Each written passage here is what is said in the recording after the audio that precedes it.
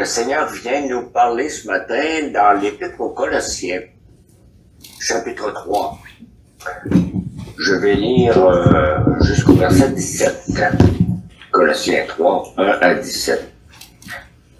Si donc vous êtes ressuscités avec Christ, recherchez les choses d'en haut, où Christ est assis à la droite de Dieu. Attachez-vous aux réalités d'en haut, et non à celles qui sont sur la terre. En effet, vous avez connu la mort, et votre vie est cachée avec Christ en Dieu.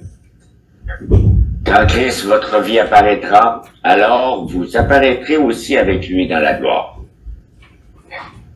Faites donc mourir en vous ce qui est terrestre, l'immoralité sexuelle, l'impureté, les passions, les mauvais désirs et la soif de posséder qui est une idolâtrie. C'est à cause de cela que la colère de Dieu vient sur les hommes rebelles. Vous aussi autrefois, lorsque vous viviez parmi eux, vous marchez dans ces péchés. Mais maintenant, renoncez à tout cela, à la colère, à la fureur, à la méchanceté, à la calomnie, aux grossièretés qui pourraient sortir de votre bouche. Ne vous mentez pas les uns aux autres, car vous vous êtes dépouillés du vieil homme et de sa manière d'agir. Vous avez revêtu l'homme nouveau qui se renouvelle pour parvenir à la vraie connaissance, conformément à l'image de celui qui l'a créé. Il n'y a plus ni juif, ni non-juif, ni circoncis, ni incirconcis, ni étranger, ni sauvage, ni esclave, ni homme libre, mais Christ est tout et en tous. Ainsi donc, en tant qu'être choisi par Dieu, saint et bien-aimé, revêtez-vous de sentiments de compassion, de bonté, d'humilité, de douceur, de patience. Supportez-vous les uns les autres. Et si l'un de vous a une raison de se plaindre d'un autre, pardonnez-vous réciproquement, tout comme Christ vous a pardonné. Pardonnez-vous, vous aussi. Mais par-dessus tout cela, revêtez-vous de l'amour, qui est le lien de la perfection. Que la paix de Christ à laquelle vous avez été appelés pour former un seul corps règne dans votre cœur. Et soyez reconnaissants. Que la parole de Christ habite en vous dans toute sa richesse. Instruisez-vous et avertissez-vous les uns les autres en toute sagesse, par des psaumes, par des hymnes, par des cantiques spirituels. Chantez pour le Seigneur de tout votre cœur sous l'inspiration de la grâce.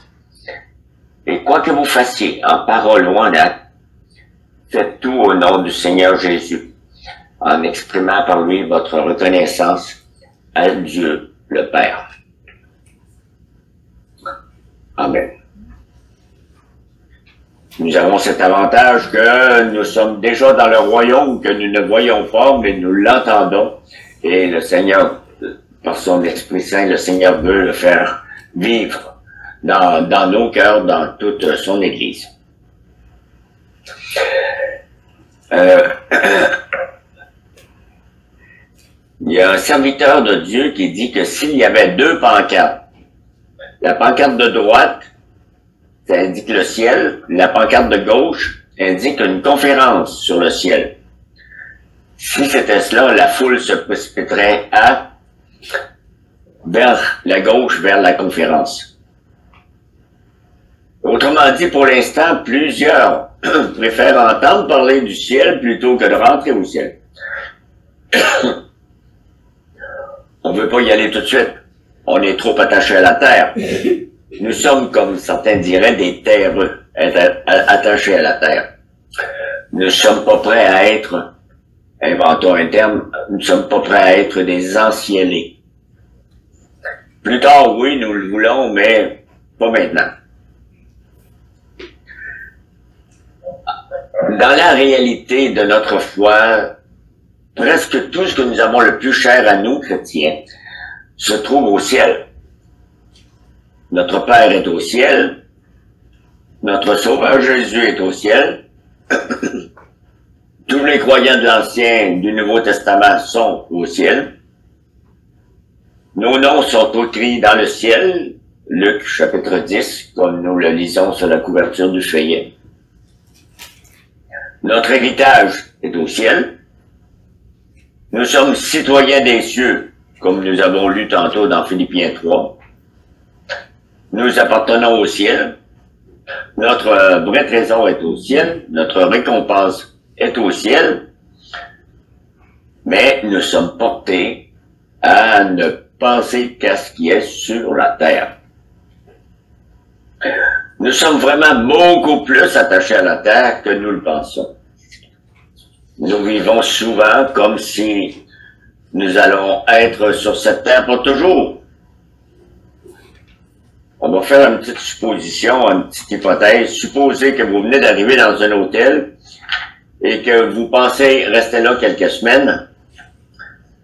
Vous entrez dans la chambre, mais vous n'aimez pas la décoration. Vous appelez votre décorateur d'intérieur et vous investissez beaucoup d'argent, vous changez les murs, le papier peint, les rideaux, les tableaux, les meubles. Vous transformez toute la chambre. Vous achetez un téléviseur plus grand et en sortant de l'hôtel, vous vous rendez compte que vous n'aimez pas trop les arbres, les arbustes, la pelouse qu'il y a autour et vous décidez d'embaucher un paysagiste. Et vous continuez de faire toutes sortes de changements coûteux pour vous faire plaisir, pour que ça soit vraiment un environnement à votre goût. Puis, vous repartez et vous ne revenez plus jamais dans cet hôtel. C'est étrange, ce qui se passe. Il y a quelque chose qui ne va pas dans cette affaire-là. Mais ça ressemble à ce que beaucoup font de nos jours sur la Terre.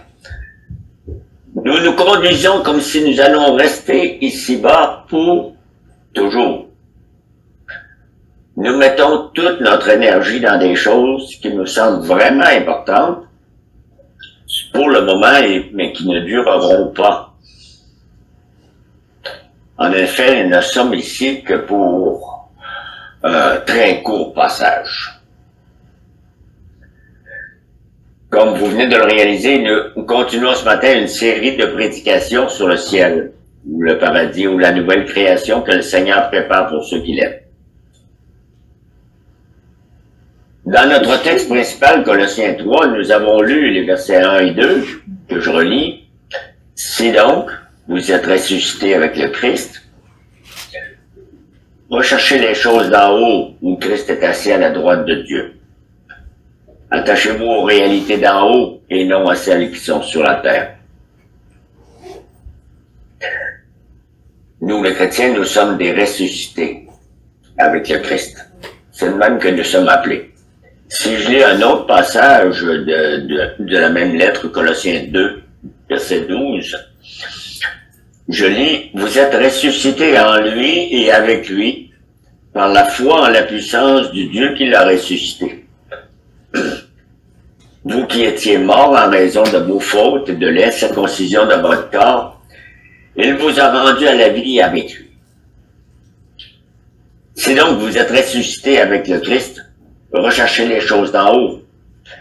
Attachez-vous aux réalités d'en haut et non à celles qui sont sur la terre. »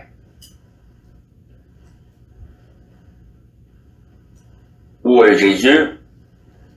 Il est en haut, assis à la droite de Dieu.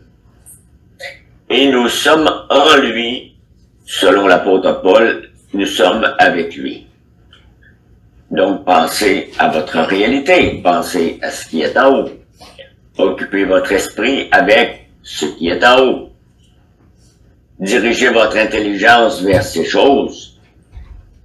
Intéressez-vous à ces choses-là, réfléchissez à ces choses, affectionnez-vous à ces choses. Considérez-les, méditez-les.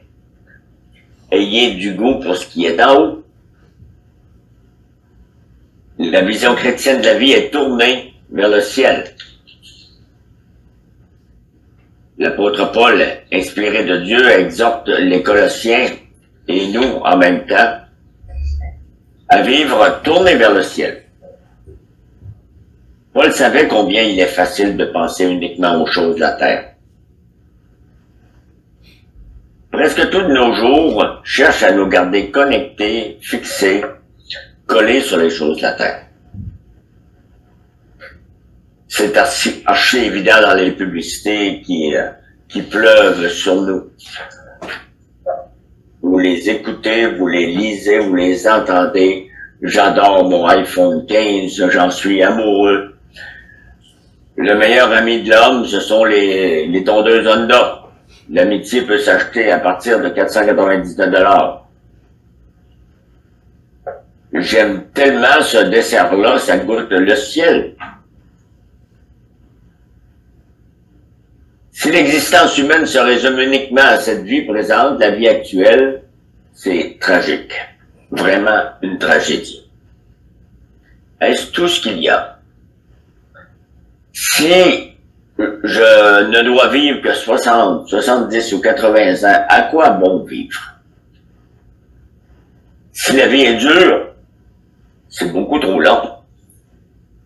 Si la vie est douce, c'est beaucoup trop court. Nous l'avons lu tantôt dans la première épître aux Corinthiens, chapitre 15, je lis verset 19. Si c'est pour cette vie seulement que nous espérons en Christ, nous sommes les plus à plaindre de tous les hommes. Effectivement, si notre vie n'est véritablement limitée qu'à ces quelques années que nous passons ici-bas, cela en vaut-il vraiment la peine? Mais Dieu, dans sa parole, nous assure que notre vie actuelle ici-bas, c'est pas tout. Il y a l'éternité bienheureuse auprès de lui qui suit la vie actuelle, si nous sommes croyants. Et je dirais qui a déjà commencé. Ça fait pas seulement suivre la vie actuelle, elle se vit dans notre vie actuelle. C'est donc très important que nos cœurs soient bien ancrés au ciel.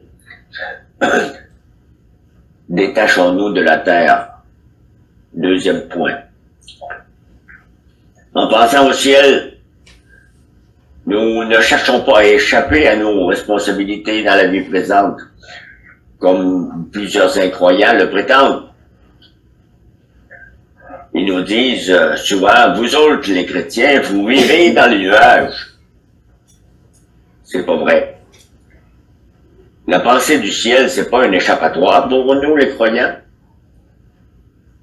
Et une petite preuve à ça, si vous étudiez la grande histoire du monde, vous allez découvrir que ceux qui ont fait le plus pour le monde actuel sont précisément les chrétiens qui pensaient le plus au monde à venir que Dieu nous prépare.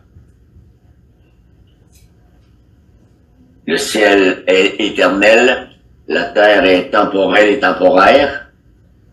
Ce sont ceux qui attachent toutes leurs affections aux choses futiles de ce monde qui en réalité cherchent des échappatoires.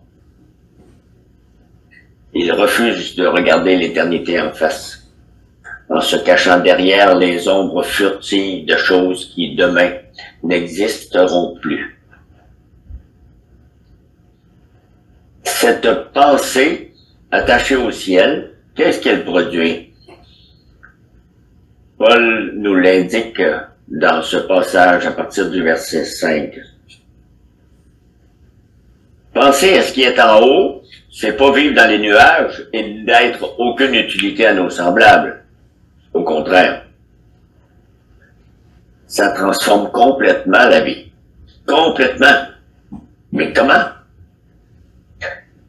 Ça nous amène à faire mourir notre nature terrestre, l'inconduite, l'impureté, les passions, les mauvais désirs, la cupidité, la colère, l'animosité, la méchanceté, la calomnie, les paroles grossières, le mensonge et bien d'autres choses qui ressemblent à ça.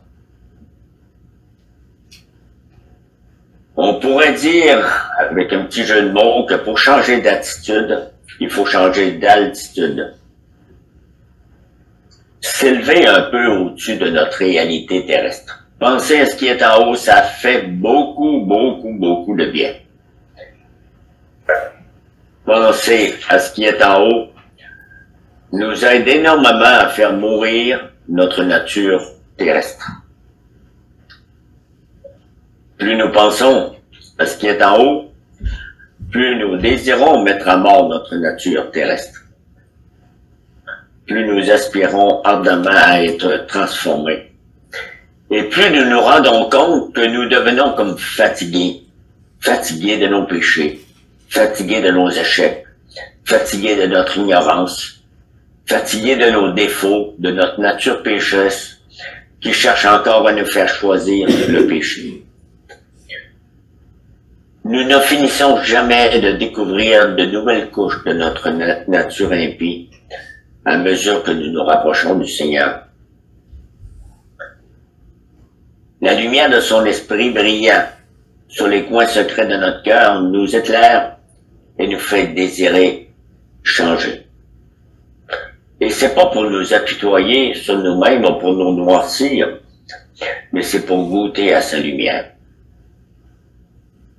Alors nous avons désormais à cœur de revêtir l'homme nouveau comme Paul nous parle au verset 10. Lorsque Dieu nous fait saisir de plus en plus le merveilleux dessein d'amour qu'il a pour nous, qui est de nous transformer à la ressemblance de son Fils Jésus. L'homme nouveau que nous revêtons, dit Paul au verset 12, 13, 14, il est caractérisé par l'ardente compassion, par la bonté, par l'humilité, par la douceur, par la patience, le pardon, l'amour et les choses semblables. Quand on cherche les choses d'en haut, notre nature terrestre meurt de plus en plus et une nouvelle personne émerge. Une personne compatissante, humble, bonne, douce, patiente et d'autres choses très semblables. La vie de la résurrection a été implantée à nous et nous expérimentons de plus en plus la puissance de cette vie de résurrection. Elle transforme notre vie entière. Je passe à une troisième partie qui nous dit que, selon le verset 7, Paul dit « Autrefois, vous viviez dans ces péchés. » Et il disait au verset 3, verset 4, que notre vie est maintenant en Jésus. Cette expression-là, en Jésus ou dans le Seigneur, ce sont des expressions qui reviennent 164 fois dans les épîtres de Paul. Nous voyons l'importance que ça revêt. Cette fréquence doit nous emmener à nous interroger sur pourquoi Paul le répète si souvent. Ça nous donne un éclairage et une nouvelle orientation sur la vie chrétienne. Parce que la vie chrétienne, c'est pas « Ah, Jésus est là-bas, loin, quelque part, et moi, pauvre pécheur, je suis ici, tout seul, j'ai hâte qu'il vienne me voir. » La vie chrétienne, c'est que notre vie est en Jésus. Le Nouveau Testament, il ne fait pas une séparation entre Jésus et les croyants. Il unit le ressuscité avec les croyants. Nous sommes tous ressuscités en Jésus. Nous ne sommes pas seulement des pécheurs pardonnés. Nous appartenons maintenant à une nouvelle espèce, une nouvelle homme.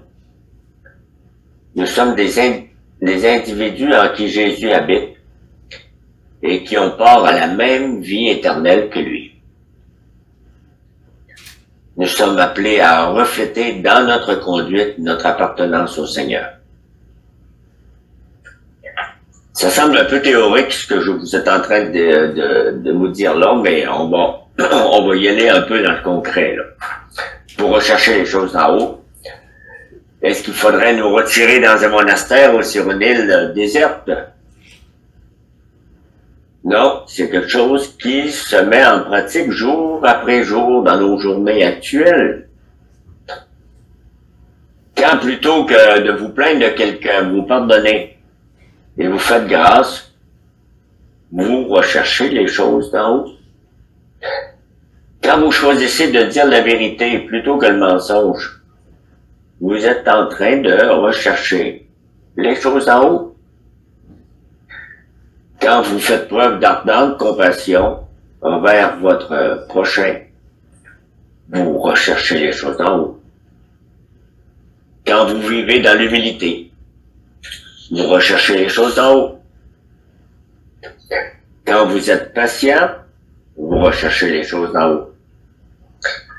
Quand vous êtes doux, vous recherchez les choses en haut. Et c'est ainsi de suite. Vous voyez à quel point penser au ciel a des répercussions très pratiques à tous les jours dans notre vie actuelle. Et c'est la seule bonne façon de vivre dans la perspective de l'éternité. Vous accueillez chaque jour comme un cadeau de Dieu. Et vous vivez ce jour-ci en cherchant à ressembler de plus en plus à votre merveilleux Sauveur Jésus. Dieu nous donne un autre jour à vivre. C'est un autre jour où nous pouvons apprendre à connaître son amour, en faire l'expérience, aimer et servir notre prochain. Le monde actuel, c'est pas le meilleur des mondes. Notre meilleure patrie est à venir. Mais en route vers sa meilleure patrie, Jésus est l'aimant qui nous attire vers le ciel. Nous cherchons ce qui est au ciel. Nous avons chanté tantôt et nous avons chanté des chants de ciel. Nous sommes en marche, mais dans notre marche, à quoi nous pensons? Qu'est-ce que nous chantons? Nous chantons la destination de notre marche. Et ceci, c'est un grand contraste avec le monde incroyant qui est ratatiné sur son désespoir.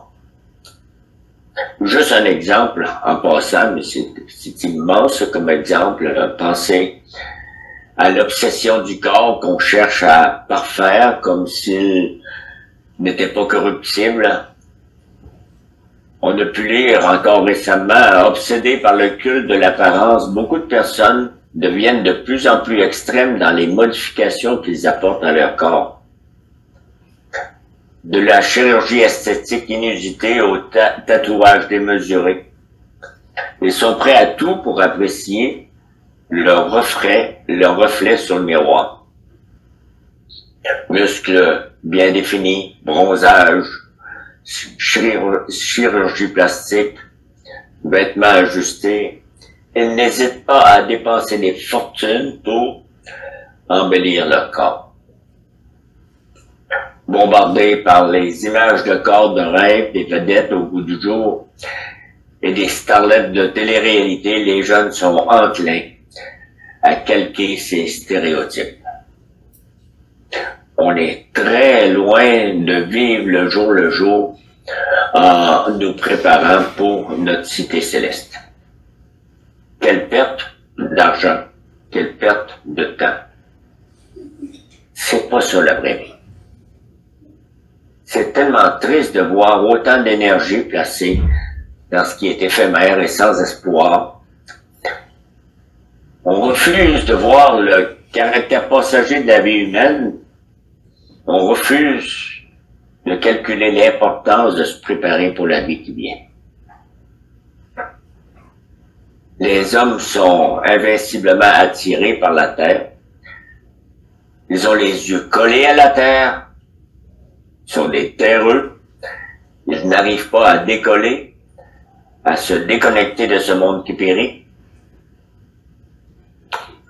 Je vais vous donner quelques exemples assez différents. J'ai comme exemple ici Jim Elliot, que quelques-uns doivent connaître, qui est un missionnaire qui a vécu il y a une centaine d'années, qui est décédé en 1956. Il était missionnaire chrétien évangélique en Équateur.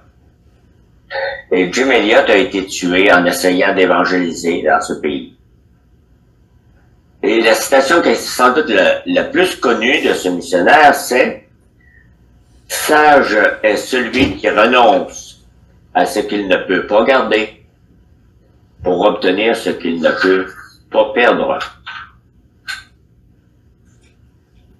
Et j'ose le répéter, « Sage est celui qui renonce à ce qu'il ne peut pas garder pour obtenir ce qu'il ne peut pas perdre.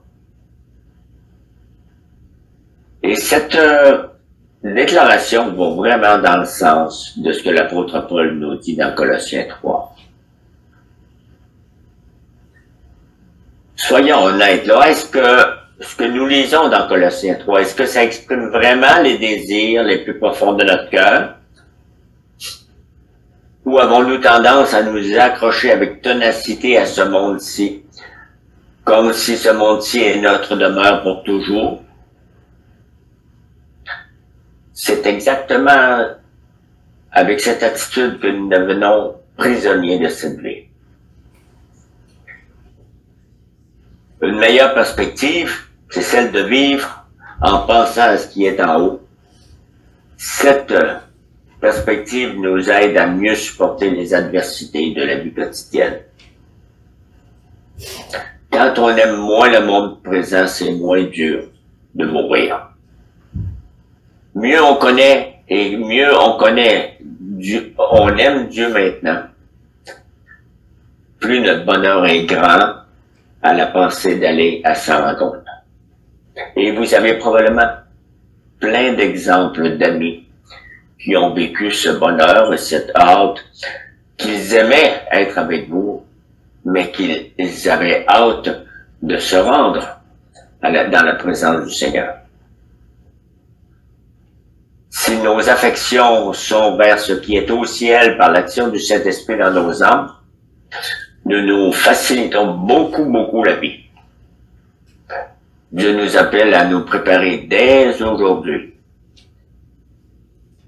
en vue du ciel. Il se peut que certains d'entre nous se rendent dans la meilleure patrie sous peu, que d'autres doivent attendre encore longtemps. Mais ça change rien de nos situations. Nous devons toujours être prêts.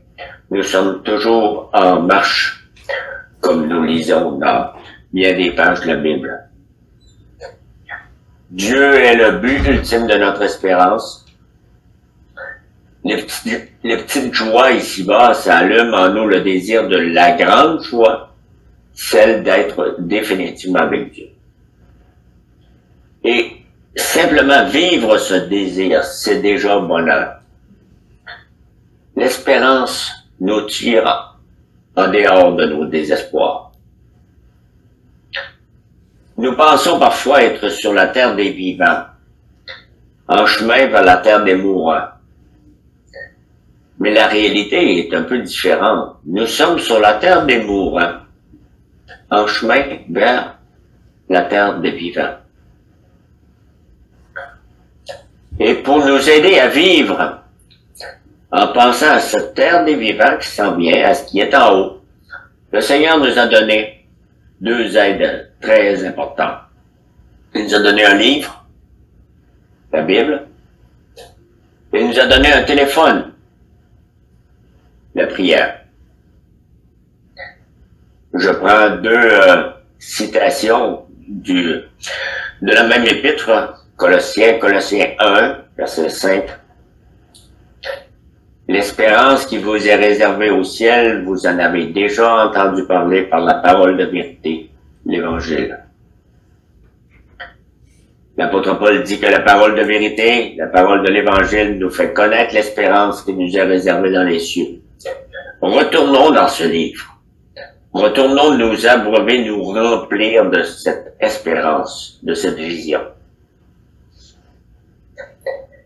Et au chapitre 4 de Colossiens, il nous le dit, versets 2-3, persévérez dans la prière, veillez-y dans une attitude de reconnaissance, priez en même temps pour nous. L'apôtre Paul dit que la prière nous aide à vivre selon la volonté de Dieu. Voilà. D'une main, la parole de Dieu, de l'autre main, la prière. Nos deux moyens donnés par Dieu pour nous rendre au ciel. Ce qui nous donnera la joie de la foi, le bonheur des élus, comme nous l'avons lu dans d'autres passages. Psaume 106, Philippiens chapitre 1. Le vrai bonheur. Il n'y a pas de bonheur plus grand. N'en cherchez pas, vous n'en trouverez pas. Je prends une autre citation d'un grand acteur, Jim Carrey. Il un jour a dit, je trouve que tout le monde devrait faire fortune, que tout le monde devrait devenir célèbre et faire tout ce dont il a toujours rêvé pour réaliser que ce n'est pas la réponse. L'histoire nous montre qu'un grand nombre de personnes parmi celles qui possèdent ce dont nous croyons avoir besoin afin d'être véritablement heureux, ces personnes-là qui ont tout possédé sont les plus misérables. Bien, tiens, est-ce que nous voulons prendre le même chemin pour réaliser tout ce qu'ils ont réalisé? Pour reconnaître qu'on s'est trompé de chemin. C'est très vrai ce que Jim Carrey nous dit. Ce n'est pas tout ce que la vie est censée être. La vie est beaucoup plus que les futilités présentes, beaucoup plus que tout mon pouvoir d'achat, ou tout ce que la publicité de Noël, justement, m'offre. Si vous l'avez pas encore découvert, n'attendez plus pour transférer votre confiance au seul et unique sauveur qualifié, Jésus, le Fils de Dieu. Vous pourrez alors commencer une vie en lui, une vie par lui, une vie pour lui. Par sa grâce, vous ferez mourir votre nature terrestre et vous revêtirez la nature nouvelle. Et quand le Christ, votre vie, paraîtra, alors vous paraîtrez aussi avec lui dans la gloire. Vous serez tellement bien préparé que vous ne serez pas trop surpris, même s'il va vous surprendre pour le moment. Amen.